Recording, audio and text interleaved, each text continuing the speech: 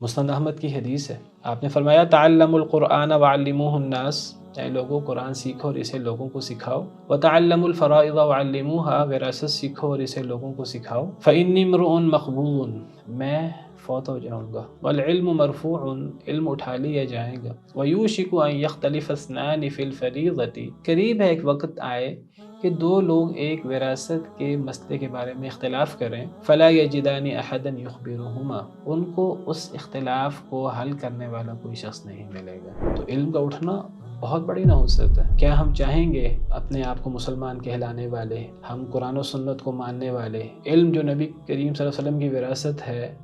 اس کو ہم سیکھنے کی کوشش کرنے والے، ہم موجود ہوں اور ہماری موجودگی میں علم وراثت اٹھ جائے، یہ نحوست پیدا ہو؟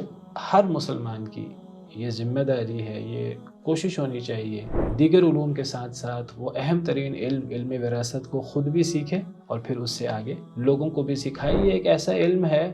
ہر شخص کو اس سے واسطہ پڑھنا ہے۔ ایک تو ہر شخص کو اس سے اس لیے واسطہ پڑھنا ہے کہ ہر شخص نے مرنا ہے اور اس کی وراثت تقسیم ہونی ہے۔ پھر آپ دیکھیے کہ ہر شخص